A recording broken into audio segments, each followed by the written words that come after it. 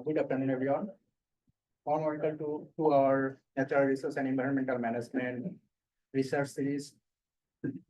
Today, our topic is community well-being and indigenous genealogy of practice. Today, we have very special guests. First, our first speaker is Noʻeau Peralto, Executive Director of Hui Mālama, ʻŌlili, a community-based non-profit organization that focuses on a place-based kola planting. Dr. Peralto, he's a native Hawaiian from the Hilo, earned his bachelor degree from Stanford University in anthropology and Native American studies. Later, he came back to University of Hawaii Manoa for master's in Hawaiian studies and doctoral degree in political science. He joined us through the online. Please give a round of applause for it. And Christy presenting the light to her here. Our second guest speaker is Richardson, founder of Makaliʻi Metrics LLC, which is address the data exchange need in Hawaiian agriculture to support food security and climate resilience, and as well as ʻāina-based education. Makaliʻi Metrics view the island as the natural laboratory and develop a comprehensive data set for soil science and sustainable agriculture.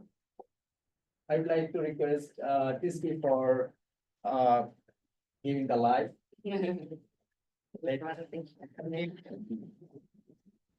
By this, I would like to hand over this session to the speaker, Dr. Peralto. Over to you. Thank you.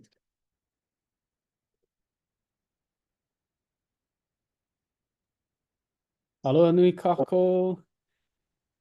You guys can all hear me okay? And see the screen being shared?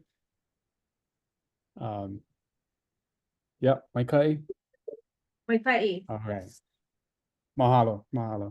Yeah, mahalo nui for the invitation to share today alongside a good friend, Daniel Richardson, who got to know a lot more over the past year through our collaboration with Makaliʻi Metrics. I'm going to share a little bit about our organization, Hui Mālama ʻŌlili, and a little bit of background about who we are, what we do, and the ʻāina that we mālama here in the ahupuaʻa of Koholālele in Hāmākua here on Hawaiʻi Island. Again, my name is Noʻeau Peralto. I serve as the Executive Director of Hui Mālama ʻŌlili. This is a little snapshot of some of our staff. We've grown a little bit since this picture was taken a couple years ago, but we were founded in 2011. We're a community-based nonprofit organization, started as a grassroots ohana-based organization here in the ahupuaʻa that ohana has called home for generations. And we have a staff now of 14 full-time staff members. We started off just as a grassroots, all volunteer-based hui. And we've grown little by little over the years. And as you can see, made up of a lot of young, eager, passionate, and manaful young kanaka who are passionate about this kind of work in Aloha ʻāina in our community. Just for some geographical context, I mentioned we're on the island of Hawaii, on the northeast side of the island in the moku of Hāmākua, and specifically in the ahupuaʻa of Koholālele and Pāʻauilo. But I'll be sharing more about Koholālele today, which is where we mālama the majority of the ʻāina that we care for. We steward approximately 1,100 acres of ʻāina within the ahupuaʻa of Koholālele. Our mission as an organization is to reestablish the systems that sustain our community with really the guiding star, the vision of Noho Papa Hāmākua, which is to live and thrive in this place in Hāmākua for generations, with Noho Papa being a term in our language for those who have lived and thrived in a particular place for multiple generations, with great expertise and kuleana in restoring, regenerating, and maintaining the systems that feed us physically, spiritually, and intellectually. And in this work, it's really important for us to understand our moʻolelo.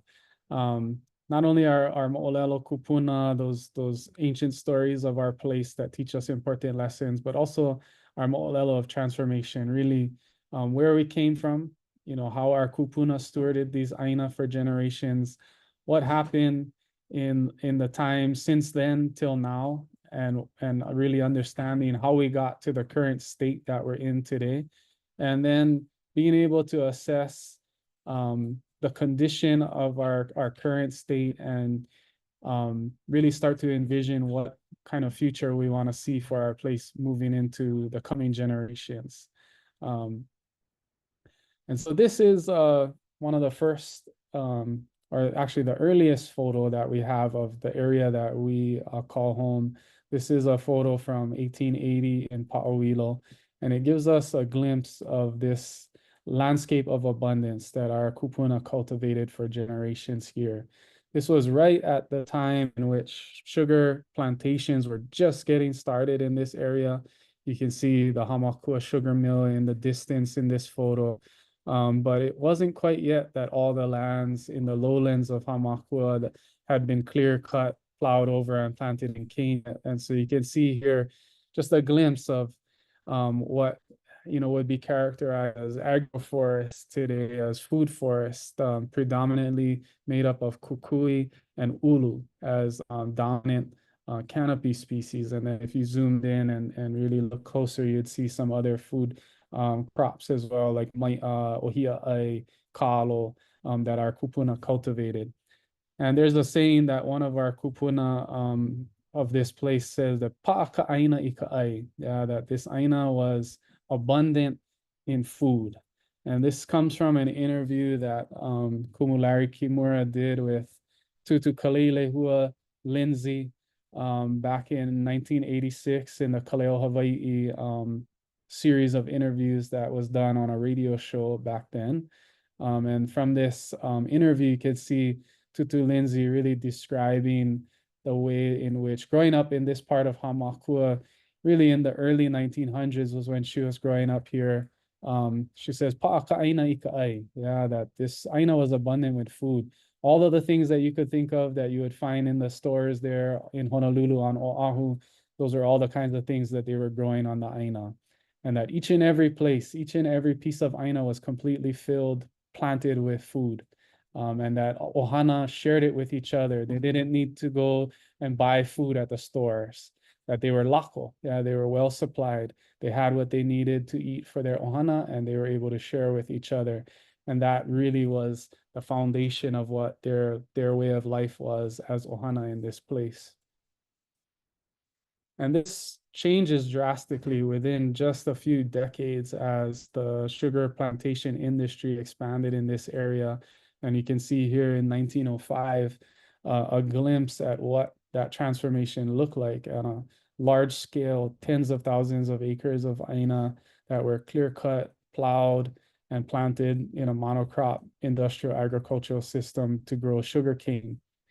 And so we see that transformation from an ʻāina that was paʻikaʻai, that was abundant in food, to one that became very nele, ikaʻai ole. And we see that documented as well. This is another kupuna by the name of Hattie Lino Haupua Keko'olau Safri Reinhardt, who wrote in the Hawaiian language newspaper Kohoko Hawaii in the 1940s, describing just how mina, how sad and regretful it was for her to witness actually the ulu trees in this area being cut down to make way for the plantations to plant more cane, and how mina it was because these trees were what fed them. They were the trees that fed their opu and provided for their ohana for generations.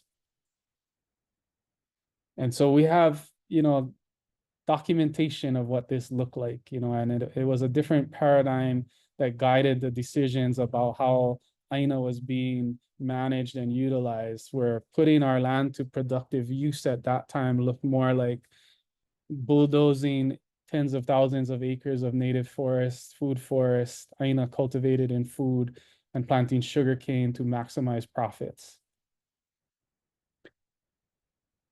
And the sugar plantation industry continued into the 1990s. Hāmākua Sugar Company closed in 1994 and was replaced by a plantation, eucalyptus plantation system that was established by Kamehameha schools and is largely still in place to this day. There's a lot of details we could talk about another time, but I'm gonna just share that to give a little context to the work that we're doing now. And as we talk about what's happened to kind of create this situation, this current state where we're in, it's also important that we tell this story as a story of resilience, a moʻolelo of resilience, that through all of this vast transformation on our ʻāina, ohana, kupuna have remained in place. Both kanaka and plants have remained in place as kipuka for the resurgence and regeneration of our ʻāina. And this was us. This was our original start as a hui in Koholālele back into 2014, when we just started our little community mala, our community garden, surrounded by eucalyptus trees and guinea grass and ironwoods. And we just worked with our hands and our hand tools to clear out some space and begin to plant food again, begin to plant our kupuna crops again in this place for the first time in over 100 years. And so I'm going to fast forward a little bit to really kind of one of our more recent projects that has led to our collaboration with Makaliʻi Metrics, which is Kamaha'ulo Koholālele. During the pandemic, we were fortunate to work with some of the folks at the Hawaii Ulu Co-op to begin to birth this idea of Kamaha'ulo Koholālele to do a biodiverse regenerative ulu agroforestry system project at scale. The vision is 80 to 100 acres of ulu, which would be really restoring an important food system here in our ahupuaʻa. The only thing that was standing in our way for the most part were these eucalyptus trees, hundreds of acres of eucalyptus that you can see in the background here. We're fortunate to receive support from a number of different places and funders to get started. And so in 2021, this is a series of photos that follow after this particular ceremony we did before starting to clear the eucalyptus trees. All of these photos are taken in the same place. So this was after we had cleared the eucalyptus trees and mulched them back into the soil, started to begin the planting of ulu and other companion crops and species. The system started to grow out, and this is one of the more recent photos from this year, where you can see we have a system that is starting to look a little bit more like our landscape of abundance that our kupuna cultivated in this area generations ago. And so when we think about what Tutu Lindsay talked about as an ʻāina that was paʻaikaʻai, there's particular planting methods that our kupuna practice in this area that were developed over generations that they knew had been time tested and proven to generate this kind of abundance. And one of them was the pākukui planting method, which was documented by a few different Hawaiian scholars. But this is a quote from Kolokua Kamaile, who described the pākukui planting method in 1922, and really talking about the ways in which is basically pits that were dug out and filled with kukui leaves and branches, covered over, allowed to decompose, and then you would plant your kalo in that pit, in that pākukui. And that the particular thing that was noted about this was that how big the kalo would grow. That the kalo and the size of the kalo is compared to the growth of a banana stump, like that the ha of the kalo would grow like the stalk of a banana. And that the corms would be 10 to 20 pounds in size, and that in particular, at this time, I'm not sure what the context was for this comment, but that this method far surpassed them all, and that he firmly believed that the professors from the foreign lands would not be able to grow their kalo as large as the people of old here in Hawaii. And so he says in the end, "Ainoa ho'olohe ikea'o ahana kalima alaila ike." Yeah, that it is when we heed the teachings of our kupuna, of our ancestors, and then put them into action with our own hands, that we acquire knowledge. And so as we are engaging in the work of restoring our ʻāina, transitioning them out of, over a century of sugar plantations, then eucalyptus plantations, and really trying to restore the abundance of this place, we really wanted to dive back into these traditional planting methods, and pākukui being one of the most well-known. And so in collaboration with Makaliʻi Metrics, we were approached by Daniel folks about the opportunity to, do some experimental trials and understanding, the state of our soils here in Koholālele. We developed this project to really experiment with the pākukui planting method, to not only see how this method works in our soils today after all these years of being abused by a plantation system, but also to understand better what our kupuna understood in terms of how the interaction between kukui and the soils of this place in Hāmākua created the ideal conditions for growing kalo. And so in the descriptions of pākukui, they say, "He kukui ka lepo," yeah, that it was kukui that made up the soil that created these conditions for growing kalo at such size and ono, yeah. And so I know Daniel's going to talk a little bit more about this as well, but over the past few months, we developed this project. We did 27 pākukui pits, all about the size of an emu, which is based on historical descriptions of them. And we did 3 different experiments with different methods, utilizing some with only the kukui leaves, some with only the kukui woody material, and then some with kukui leaves and incorporating biochar from the eucalyptus that we had cleared on site, to see if there was any particular benefit to utilizing eucalyptus biochar as an alternative use for these invasive species that we're clearing, to be able to put them to use and give them a kuleana and a function in the process of restoring abundance on our ʻāina again. And so back in August, the Makaliʻi Metrics team came over and we planted the kalo. So the kalo is still young, still growing, and we'll be documenting that over the coming year and really looking forward to seeing the results of this. So it's an ongoing project right now. We also had the opportunity to do some samples, soil samples throughout different parts of our ahupuaʻa.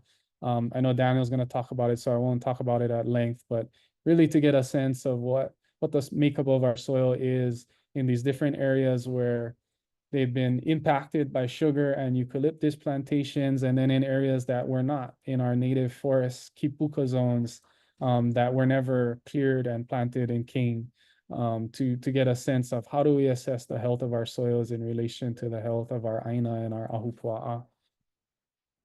So with that, I'm going to leave it and pass it on to Daniel, and say mahalo nui again for the opportunity to share, and I'll stick around for questions at the end.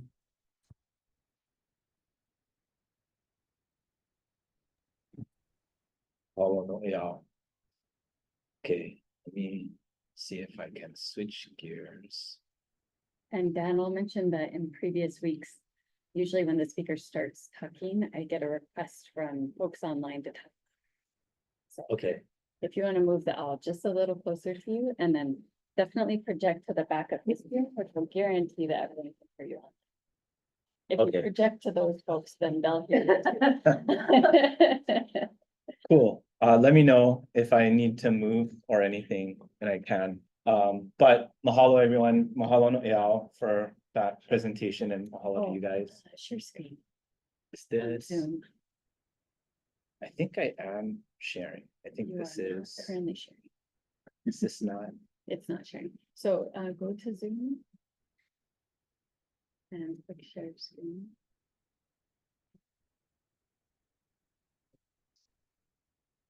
This up. Either one will work. And now try to go to the start section. Okay, good to go. Okay, awesome. Mahalo everyone. So my name is Daniel, one of the founders of Makaliʻi Metrics. And I just want to start with this map here because you know, the inspiration for creating Makaliʻi Metrics really was Hawaii itself and the amazing soil diversity we have here in the islands. And you look at this map and you can see all you folks are graduate students in the environmental field here in Hawaii. And so there's 12 global soil orders. And just here on Oahu, we have 10 out of those 12. Back in Manoa Valley, into the front of the valley, we have 6 to 7, some people say 8, right here surrounding the university. So this was a huge inspiration for us. And throughout my education and career in the field of agriculture here in Hawaii, I've always pictured Hawaii as a perfect natural laboratory space and a premier place to learn this science in particular. And when you expand further outwards into the islands, you know, we're not just looking at diversity, but we're looking at a story and what story that diversity tells in terms of the soil genesis and how the islands were created over time. And these stories, you know, the diversity is captured through science, but the stories tell how these islands were created, and you can connect the two. So Pele's huaka'i, how she visited the islands in the order that they were created, and then looking at this diversity and imagining how this kind of guided Kupuna to creating the traditional food systems, the sustainable food systems that they had pre-plantation. And so this is all the impetus, all the inspiration for creating Makaliʻi Metrics. And no state or area is better than any other, but you know, it's like I said, it's always been my thought that Hawaii is naturally poised to become a national or global leader in this field. And when you compare it to a state like Iowa, no offense if anyone's from there, but you know, they have 2 soil orders in the entire state versus 10 just here on Oahu, 6 or 7 just here in this valley. So just as a relative comparison. And a lot of, you know, what Noʻeau talked about are new challenges that folks face today. We had these regenerative, sustainable, productive ahupuaʻa systems that fed a population similar to what we have today. That was disrupted by the plantation monoculture export system, which ultimately has failed. You know, sugarcane plantations have shut down, leaving us where we are today, presently, where folks, just like Noʻeau, are doing a lot of good work to restore these food systems and restore those cultural norms. But these people, these ʻāina practitioners, they face new challenges as a result of that disruption. There's new invasive species that they have to be aware of, continuing to multiply every day. There's the intensively cultivated soil, climate change, food security disruption. We're importing about 90% of our food now. And a lot of the agricultural land in Hawaii remains unmanaged or abandoned, about 40%. So those lands are just harboring new invasives like guinea grass and making it more and more difficult to restore these productive systems. And so our mission with Makaliʻi Metrics is to revive those traditional sciences of aloha ʻāina and these productive systems by weaving them with modern analyses and putting those tools in the hands of folks like Noʻeau in order to co-produce a new understanding of Hawaii's agriculture and food production future.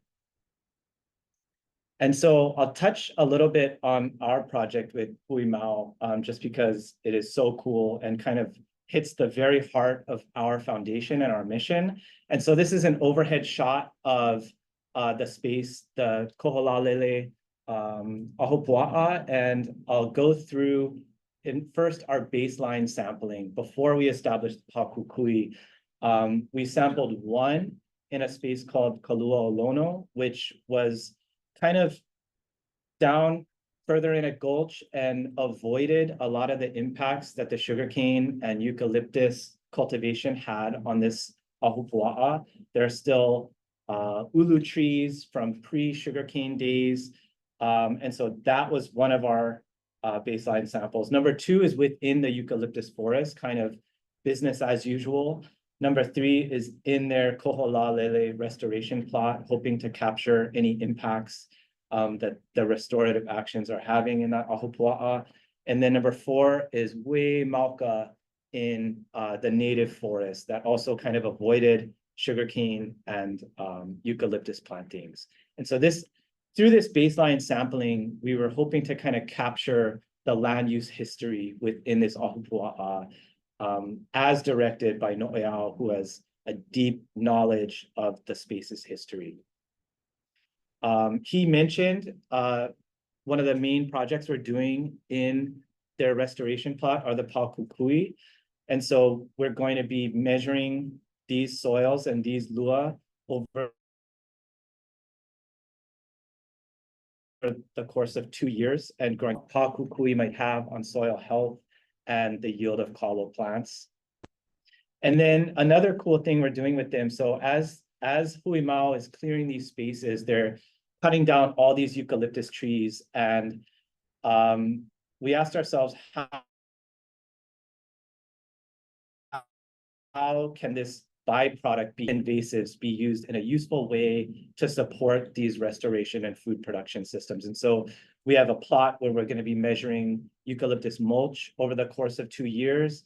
And then, as Noʻeau mentioned again, we handmade biochar with the eucalyptus wood, very boutique style, not necessarily efficient, but it was really good fun making that biochar with their folks. And this biochar was incorporated into a third of our pākukui pits. And so we'll see how the byproducts of invasives may be turned into something useful as folks try and restore these systems. A couple other things that we're working on outside of the Hui Mau project, but again, it kind of hits at the heart of what we want to do, which is how can we use these modern tools with moʻolelo to deepen relationships with soil and ʻāina, not just for ourselves, but for the folks that work in those spaces. And so down here at the bottom, you can see kind of a traditional report that you would get from your soil sample. We are working on a more user-friendly report that any person can use and look at quickly and kind of assess what their soils might need. There's considerations within that UI, UX, and guidance towards potentially a more productive system. I'll put that up at the end. If you want to scroll through our prototype UI, UX, feel free. Another thing that we're doing is trying to bring some of the more modern tools into this space so that, you know, these issues are urgent. Food security is not getting any better. Climate change is not slowing down. And so there's a need to kind of take the reins in this regard and return these systems quickly and return food security to Hawaii. And so one of the tools that we're working on now is spectroscopy. And so instead of physically or chemically extracting all these parameters from the soil, you can scan it using a laser, and the wavelength, the peaks and the valleys of that wavelength can allow you to predict through the use of statistical models certain parameters in the soil. And so we have developed one specific to Hawaii data to predict organic carbon in Hawaii soils rapidly. And so that's being incorporated within our UI, UX, and within our measurement strategy for focus soils. And next steps, looking ahead, as we kind of continue projects, continue sampling, and continue building our databases, what other things can we infer from data sets, like spectral data sets? Like, could we predict stories about Hawaii's genesis? Can we predict more of those nutrients that we're trying to measure? That is all things that we're working on. And so, yeah, like I said, next steps, we're going to be continuing projects with the Aina stewards and practitioners, building these databases and putting metrics behind practices of Aloha Aina. Over time, we want to refine and develop new models, refine our tools like our user interface with the increased data volume. And eventually, ideally, all of this is leading towards our own analytical space where we can incorporate these types of values and build new capacities in the STEM and agricultural space here in Hawaii. And so mahalo to everyone, my kumu, who helped shape this vision, and mahalo to you guys for allowing me a chance to speak.